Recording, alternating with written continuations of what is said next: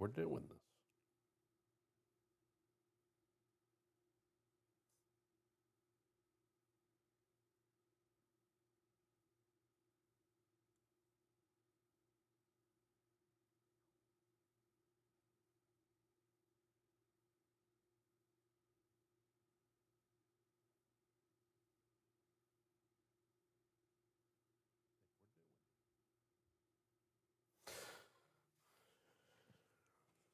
All right, let's go. Bring in the people from all the platforms. Let's do this thing right now. Hello? Hello out there. Come on in. Hit me up in the chat. What's going on with you on this Monday? We got to do the thing here. Do the program. Here we go. YouTube got it first, but I'm popping up here in BR. Let's get to it. Hello. What's up, everybody? It is Wrestling Daily. I am Matt Camp. Great to be with you on this Monday, last day of June, heading towards a very, what are we going to call it? Busy July in the world of pro wrestling. And I thank you for being with me here on this Monday, heading into a big week in pro wrestling. Regardless of the topic, I guess I said something similar about this in the last week. Regardless of the topic, I want to watch pro wrestling to be happy, to be taken on a ride, to enjoy it. Am I going to love everything? No, that's like anything in life. You're going to like some things. You're going to not like some things. You're going to be upset at choices made by your favorites or where things are going. Sure, that's fine. But it seems to be that right now, negative topics get far more back and forth than positive ones. And I know that's the world we live in. You're like, cool, dude. We know that. Welcome to the world. Sure, fine. I do not like to subscribe to that. I have not subscribed to that in my career. I've had people advise me to go in that direction, be more of a heel. And it's not me to do that. Because I don't get the point of doing it just to do it. I have certainly been passionate about things that I love, things that I don't like, things that I think should change. I've had enough of those discussions. I've seen enough of those discussions in the last week. I want to talk about today what is interesting to you right now in pro wrestling. What is capturing your attention? What makes you say, I have to watch that tonight? I have to catch that promo. I have to catch that match. I want to see where this goes. Is it a wrestler? Is it a tag team? Is it a stable? Is it the way a rivalry is being presented? Is it something that is truly unique, that is irreplaceable, something that cannot be replicated? That's what I want to focus on today. And I don't want to just say, I'm going to mention some top stars on this. People who are world champions, people who are getting over at that level, people who are making the money, showing that they are main event caliber talent. We're going to talk about that. And listen, there's main eventers that people don't love or aren't totally captivated by. And this is me speaking in a very generic way. But I also want to talk about maybe some wrestlers or some stories or some rivalries that might be bubbling under the surface more. And maybe not even that. Maybe just how you're seeing wrestlers evolve, how you're seeing them find different parts, how you're seeing them connect with the crowds or go out there and they make you pay attention. You're not going to be bored. You're not going to go, this isn't for me, or this is a good time to go get a snack, and I guess you can pause and all that stuff. But Who comes on your screen and is captivating you? Who shows up and you say, man, they've gotten so much better. Wow, they're so much different than they were 5-6 months ago. Or, man, the dynamic is improving. I'm going to tell you about some of those people today for me. But I'd love to hear from you guys, whether you're watching live in the BR app or on YouTube or watching after the fact, or, like I said, right there. It's down below. Hit me up at the Mad Camp. Want to know what you're thinking. So captivating to me, fun to me. I think right now I want to turn on pro wrestling and be happy. I want to turn that on and go, I know exactly what I'm watching. I am watching people fight for championships. I am watching people fight for their careers. I'm watching people fight over personal rivalries. I'm watching them fight over ridiculous things. And ridiculous sometimes can also bleed into the great wrestling. Last Thursday night, we saw a match that aired on Collision for AEW between the protostar, say his full name, Kyle Fletcher, and Paragon's Kyle O'Reilly. That's right, folks.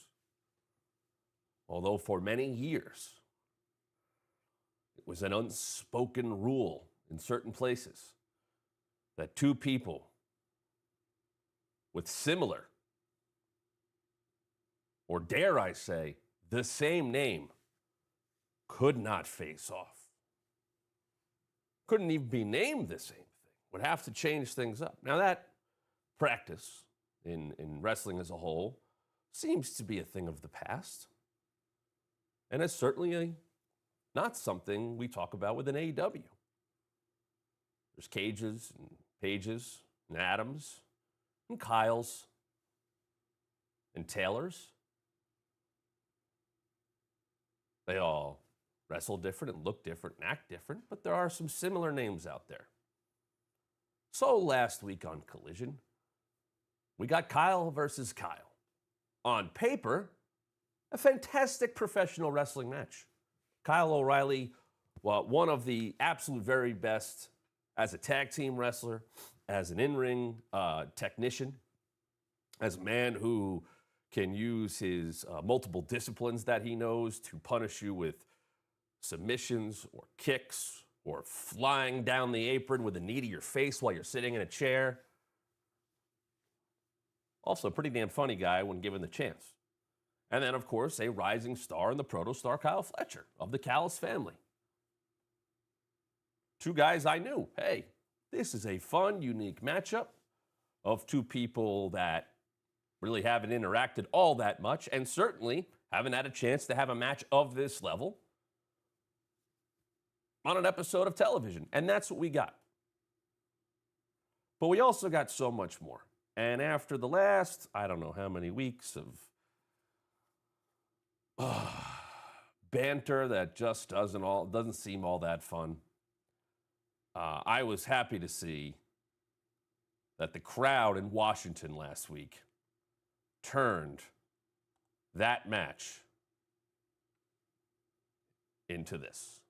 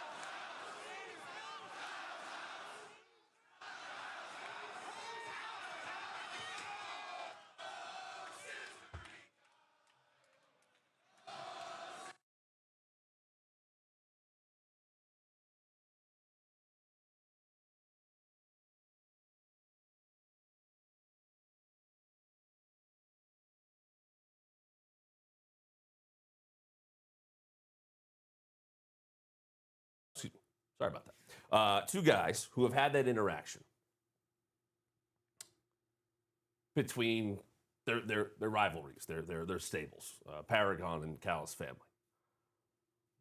That's what we've seen from these two. Makes sense for the match to happen. And on top of that, you say, well, they'll have a good match. They'll have a good match, further where things are going. And instead, the crowd takes that opportunity to, I guess you would say, have fun with it all. Have fun with the concept of Kyle versus Kyle. And that is where the unpredictability of professional wrestling is so fun. I don't know if that chant happens in another town. Not to say, hey, great job by the crowd. Loved hearing them all night, seeing both Dynamite, seeing Collision. That's awesome that they did that. That's awesome that they had fun, that they wanted to be part of the fun, and then created something completely different. Sure, there were jokes beforehand of, oh, it's Kyle and Kyle, and they took it and they went somewhere else with it completely.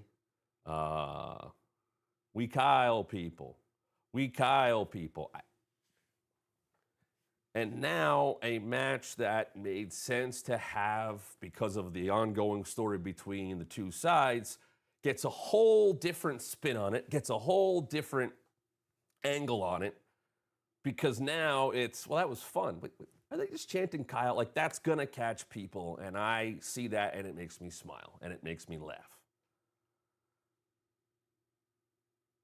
And I think it's a good thing to be able to say, hey, wrestling's reliable for that. Once again, you're not going to like everything. You're not going to like every presentation.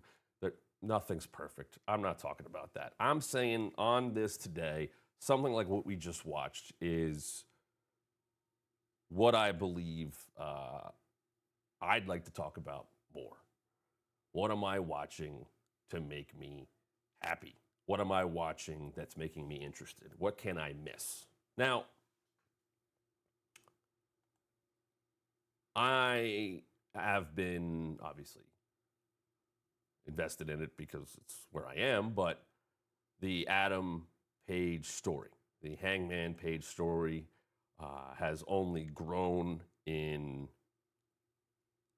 I think, lore's the wrong word. I don't think it's lore. I think it's only grown with anticipation. To see that man right there, and to see even Tony Storm, who we will get to, and the story with Okada and Kenny, and we'll talk about these gauntlets and things like that in the coming days. But if you take a bigger picture, and believe me, this is not just a one company thing, but when you take a bigger look at this, I happen to think that if you've followed and felt the story of a Hangman, it has never been about immediate joy. I don't think it's been about an immediate conclusion. I think everything has built on each other. Sometimes very clearly so. Sometimes things happen and it creates another road to go down. It creates another vision. Creates another perspective, perhaps. There are people that are Hangman fans that, as I've heard many people say, he can do no wrong. But that's almost said tongue-in-cheek. But to look at pro wrestling and say, well, anything can happen. You can have explosions and monster truck battles on top of buildings. You can have someone pop out of a claw machine to end an episode of Dynamite and make a spectacular return like Chris Statlander. and have Where Is My Mind blaring to end what felt like a teen movie or coming of age movie of some way. You can have a man sit next to a rubber chicken in what at the moment was supposed to be his crowning moment. And it's still become part of it. Hangman has been the world champion, but it feels like that redemption that gets talked about is because of how that reign, I don't think, is a satisfying reign for him.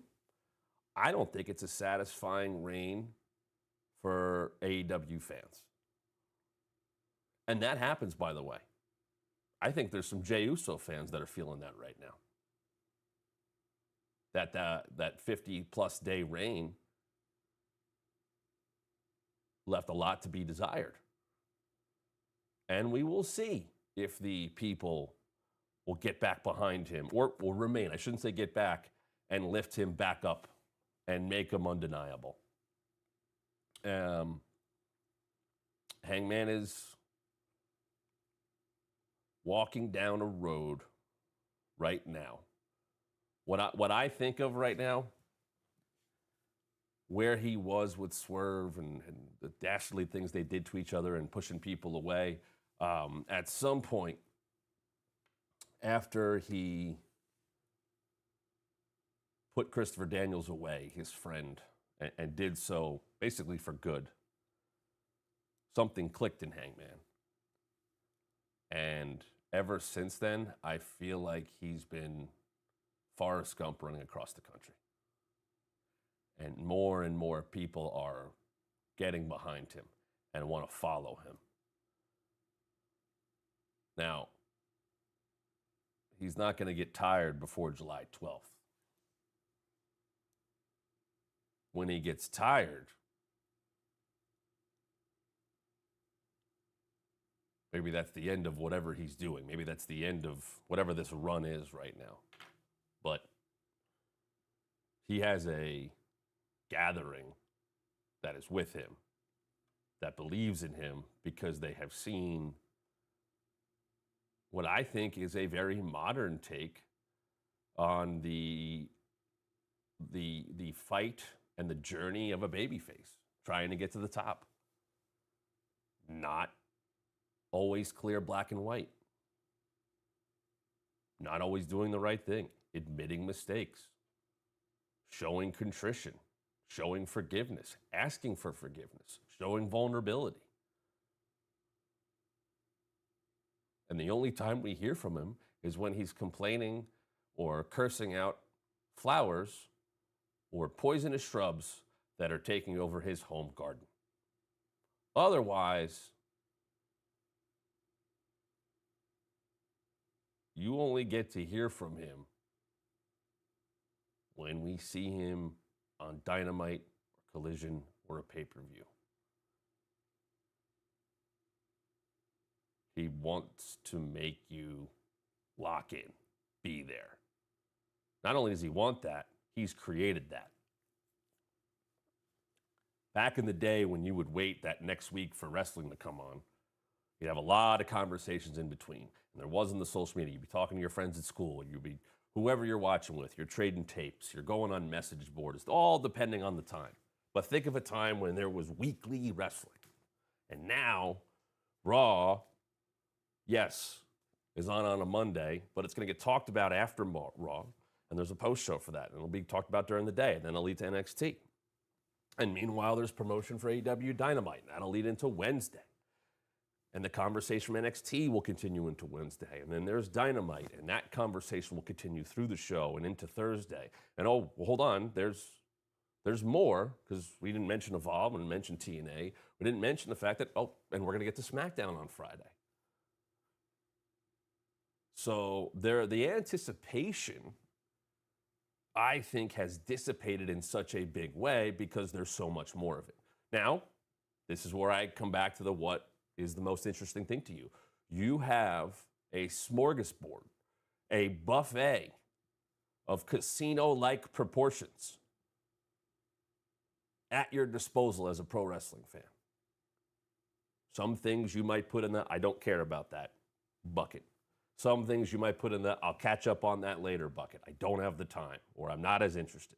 And some things you put in the I'm definitely watching that as soon as it happens. Who are those people to you? I think Tony Storm, I mentioned Black and White. A completely different type of title match happening between Tony Storm and Mercedes at All In. Yet Tony finds these different ways of never being the same, yet being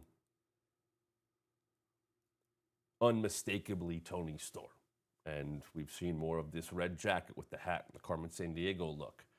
And at times you might go, well, she's getting a lot of laughs. It's very haha, it's very entertaining. But her ability to snap into, okay, fun and games are over. You're not having it. I don't need to have it either. Let's do this. And I think as entertaining and as that can be, and these pre-taped things that happen, and there's a lot of fun in that, but if she needs to go somewhere else, if she needs to get serious more, she has been able to mold exactly who she is and find those different lanes. And I think Mercedes is, it's so different from what she's ever dealt with before. You think about her career, right? No matter where she's been about being the best, whether people loved her or hated her. You know, I'm the best wrestler. I am the CEO. I am the top. I am the boss. Mercedes has always, that's who she's been. I'm going to have the best match. I'm going to look the best. And I don't think a lot of what she's done has been about much more than that. And that's completely fine. That is a story, contrary to what I've been reading on social media lately, wanting to be the best and fighting whoever it takes to be the best and get to the top. That's what a lot of wrestling matches have always been. Some turn into more, but they have to sometimes start somewhere. And sometimes there are matches that happen not to start a story, but to continue something that's going on with one of the wrestlers. Hangman Adam Page and the Beast Mordos did interact in a previous match, so sure, let's see them one-on-one. Hangman is going towards Jon Moxley. But guess what? He's a pro wrestler. It's a Wednesday night. It's a Thursday night. His job is to professionally wrestle. So sometimes there's going to be opponents that he has to take on that there's not a lot of history with. It's just who's in front of him on the night. Was it MVP? I don't remember. Somebody said it the other day. Every game that happens in sports, I am a Mets fan. They played the Pirates this weekend. They lost 3 games to the Pirates. They will probably not see the Pirates in any meaningful games. I don't even know what they have left on the schedule. I don't even think they do, but that won't mean anything. But right now, what's the talk? The talk is the Mets just got destroyed by one of the worst teams in baseball. What's going on? They had a players-only meeting. They still had to play the games, and the fact that they lost those games is meaningful. If Hangman had lost to Beast Mortos or something had happened in the Callis family, whatever it would have been, that still has meaning. He still had to beat a game opponent. And then he was attacked after that. So, as I come back and tell you about Mercedes, I think about what she did with Harley. and how that tapped into something different with her. This is doing that, and I think you're seeing her get a lot of enjoyment out of that because it is very different from what she's really ever done before. When you get in there with Tony, you walk into Tony's world. If you embrace it, it's going to be a hell of a ride. I think Mercedes is embracing it. I said it wasn't just going to be AEW. I watched someone who I have been a fan of for quite some time, who I think has at times been put in a tough spot. I know he has. And still come out the other side of it with something to show for himself. To be part of the biggest story, money-making story in quite some time, to come in, I guess you'd say, about halfway through it, and now find yourself kind of being the last part of it that is continuing on, that is tough to do. I'm talking about Solo Sikoa. But to see, another debut, and that whole story has split off far away from where it began. And I thought it was a tough spot for him to be in when he became the leader and had to talk after being silent. I would not have expected, even though I know he's a funny guy, him to take it in the direction he's gone in. But it's a weird mix of that was the silent badass enforcer that you didn't want to screw with, to a guy now who still looks like that, but has this almost over-the-top bad guy boss personality that I am enjoying, to the point that if it continues,